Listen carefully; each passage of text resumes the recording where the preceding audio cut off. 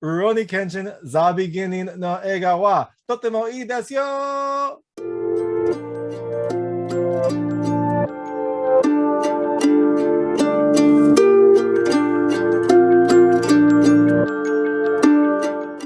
Hey everyone, this is David Stark from Watch or Pass, and today I'm going to review the new, I guess, Netflix movie Rurouni Kenshin The Beginning, which was streaming on Netflix. I didn't even get really the announcement. I think it started streaming like 3 or 4 days ago. I'm going to say July 29th, but I'm not 100% sure. This is a live action Kenshin film, which is, if you're not an anime fan, this still might be for you, but you might not have the same reverence that some anime fans do. So Rurouni Kenshin is a classic manga. Manga is the graphic novels. It's a classic manga that was then created into a beloved anime that spanned I think 90 episodes. It was in a few main arcs that mostly followed the manga, although I think in the later ones it did veer from it, which is why the later ones aren't as good. But in any event, it's this beloved anime. It's one of my favorite anime of all time. I mean, I watched all the episodes. I bought some of the manga books when I was in Japan. This is a fantastic anime. So after the series, they made some OVAs, which stands for original video animation. Those are like standalone, sometimes they're movies, sometimes they're specific episodes that detail something that is separate from the anime. But they made a series of OVAs called, I think it was Truth and Betrayal, and the first two went into Kenshin's backstory and how he became this warrior, because the Kenshin series was kind of after he was this brutal fighter, and the Kenshin series itself was when he was a little bit more, he was trying to find peace, but he was still fighting for justice, and it was a little bit more kid-friendly, I guess. It was a kid-friendly type anime. Kenshin didn't actually kill for the most part, so I mean, maybe it wasn't kid-friendly, but it was a brighter, happier anime. The OVA, when there was backstory, was a dark, more serious film. It was a very big departure, and it's a fantastic OVA. In my mind, it's some of the best animation I've ever seen. I went back and watched some of it. It looked very different from what I remembered in my mind, but it was crucial for understanding the series, and also just to be appreciated as the work of art that it was. So Rurouni Kenshin The Beginning is a film version of that OVA, the Truth and Trust and Betrayal OVA, which goes into Kenshin's backstory and his origins as this assassin. And strangely, this is the second film in, I guess, the Rurouni Kenshin The Final movies. There was an earlier one called Rurouni Kenshin The Final that was released earlier on Netflix and is the first film. And that takes place at the end of the Kenshin series. And I'm going to review that later because I haven't watched it yet. I'm watching it tonight. But Rurouni Kenshin The Beginning is the second movie that goes into Kenshin's origin. So it probably should be watched first. But in any event, it is fantastic. If you're a fan of the anime, you will like this. If you're a fan of samurai films, you'll probably like this. And if you're a fan of violent action films or anything Japanese, you'll probably like this. So I'm going to go into 3 things I liked, 3 things I didn't like, and then I'll talk a little about the ending. So 3 things I liked. The first is the kind of production values and the dark style. This all kind of fits together. This is a movie remake of an animated film, but they do a really, really good job. They recreate, I guess, Meiji era Japan. Maybe this was before Meiji era, because I think Rurouni Kenshin took place in the Meiji era. But they recreate feudal Japan with really, really good sets, good costumes. Like, everyone looks accurate both to the time and also to the anime. You have this recreation, and then also it recreates the dark style of the Kenshin OVA. So you've got night scenes, you've got like a darker overall aesthetic, you've got a more serious tone. It's a really good translation of the OVA, which will be beloved by anyone who's seen it, and it was really really nice to see, and especially seeing some of the scenes that are remembered in my mind being recreated in this live action format and being lovingly recreated. You can tell that this is a well done production. The film itself is it's being distributed by Warner Brothers, I guess, because there's a Warner Brothers splash screen at the start of it. So it's a very well made film. It's a high production value film. It's not this kind of cheap anime, nostalgia piece, trying to get money from people who fondly remember Kenshin. Like, this is a very well done film version of that OVA. So the second thing I love is the speed and the violence, and that's a weird thing to say, but the OVA had, and a lot of anime in general has very fast action, like almost superhuman type speed action. Like in Dragon Ball, people are teleporting across the screen because they're moving so fast. And in this film, Kenshin is like a super assassin. He's the Hitokiri Batosai, which means the man killer, I think. So he moves faster than everyone. He is more skilled than everyone. He kills faster than everyone. And the film, the Rurouni Kenshin, the beginning, recreates that in a way that doesn't look corny. Like, he moves quickly. The action is intense and fast, but doesn't look sped up. I mean, it's probably sped up. That's probably how they did it. But it's done in a way that looks like a well-made, very fast-paced action film. And so they capture that insane speed that you get in the anime, and they also capture the violence. Like the Rurouni Kenshin Trust and Betrayal, it was Samurai X in America, a terrible name. I'm going to call it Trust and Betrayal. Had a lot of, had really sharp, bright red splashes of blood because of the violence that he was doing. Like, it was meant to kind of show the depths that he went in order to bring on this new era. The story in the film is Kenshin is part of some rebels that are trying to overthrow the Emperor of Japan and bring forward a new era that is, outside of the feudal rule and the shogunate rule of feudal Japan.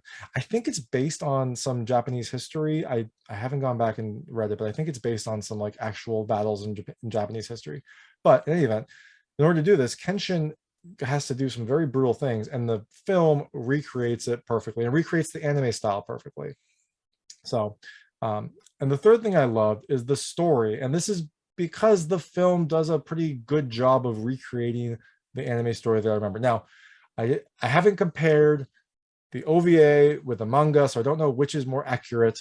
The film is slightly different in some respects, but overall it recreates the story, and especially like the opening scene. The first time we're introduced to Kenshin and like the big, the origin of his first cut on his cheek, it was done exactly as I remember in the film. I mean, or in the OVA. It was a little different, I'm sure, but in my mind, in my nostalgia mind, it fit perfectly. And that's what I loved about this movie. Just watching it, it reminded me of the OVA, which I have such fond memories of. So, things I didn't love. Minor, except for one thing. But I don't really know if they could have changed that. So, the first thing, the thing I actually didn't love is the music. And that's not to say that the music in this film is not good. Like, the music is good, it's fine. But the OVA, the Kenshin Trust and Betrayal or Samurai X OVA, has an amazing soundtrack. Some iconic songs that, I listened to over and over when I was younger, and I was hoping to see brought back for this. And the songs do recreate some of the style. It's like a grandiose orchestral score. But it doesn't have the same songs. And there's a couple that I was really hoping to hear, and they're not on it. And I can't fault them for that. I know music licensing is a very big issue, and it's very tough to do, and sometimes you just can't do it. Or maybe they just didn't want to, maybe they wanted to put their own take on the story. But it was a little bit of a letdown. I was hoping to see that music, and it wasn't there. Again, the music is fine, the film is good, but that was just something. I guess, maybe the haircuts, I guess. Like, they recreate feudal Japan era haircuts, and they look, I mean, they're accurate, but they look terrible. But they are accurate. I mean, good on them for recreating these like ridiculous Japanese haircuts with like, shaved in the middle head and a top knot that goes up over here. Like, if you've seen any sort of samurai film, you'll know it. It just, maybe as someone that is probably going to lose my hair in the next 10 years, it cut deep, maybe deeper than Kenshin's blade, but in any event, it was a good recreation. And I guess the last thing maybe I didn't like was they did change some things from the OVA. I think some of that might have been, more accurate based on the manga, because they had a little bit more about the political intrigue that was involved, and some, they had some more meetings with some of the underlying characters that I don't think you had in the OVA, because the OVA was a relatively short, I think it was an hour OVA, and this was 2 hours and 21 minutes. But the end scene, which is again something that is like burned into my mind, is like the way you end an anime. It's one of my favorite scenes of all time. I went back and rewatched it after I saw the film.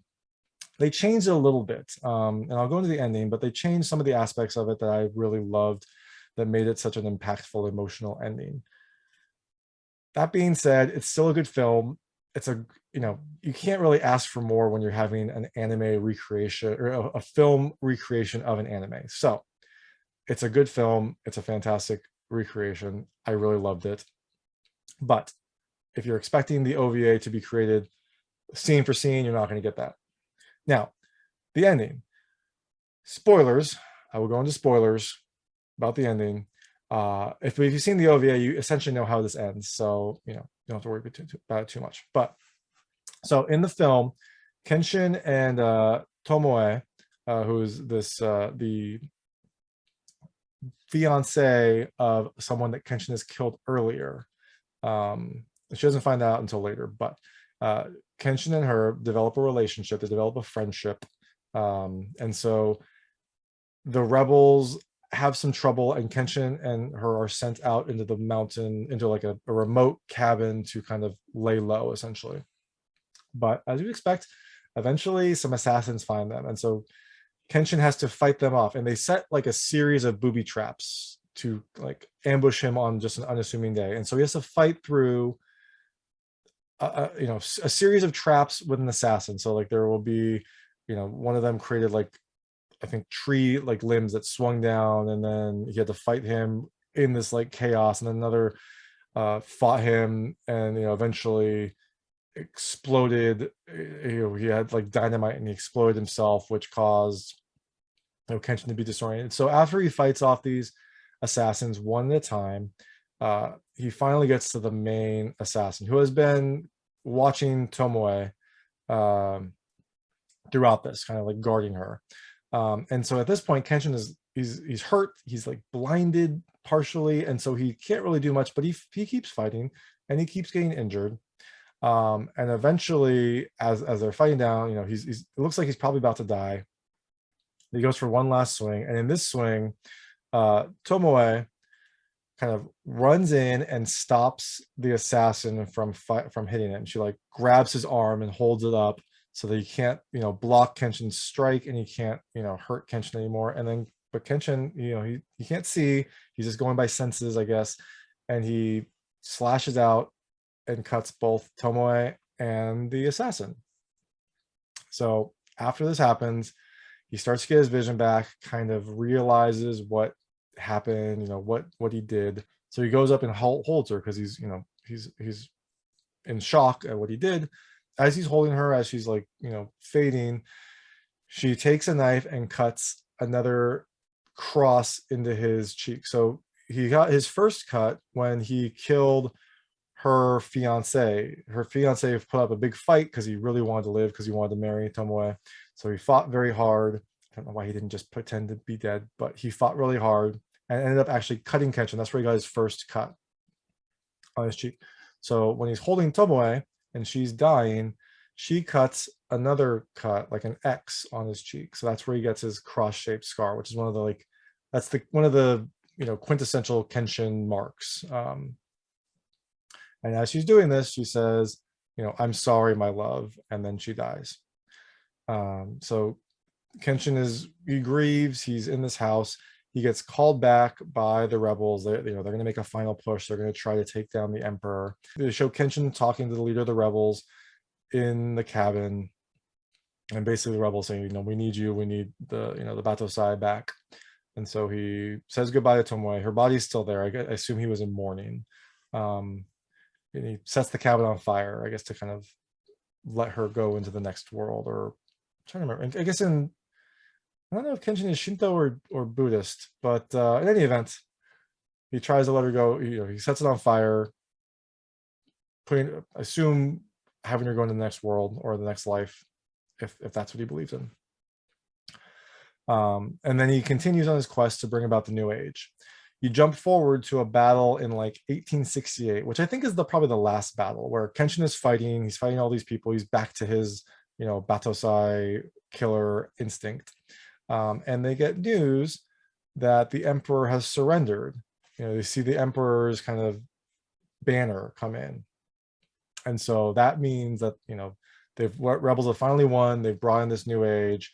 And as Kenshin, sheaths his sword and he's about to leave, he sees Satoh, who is, one of the main pro/antagonists of the Kenshin series. He's kind of an anti-hero, but he helps out in some instances and doesn't help in others.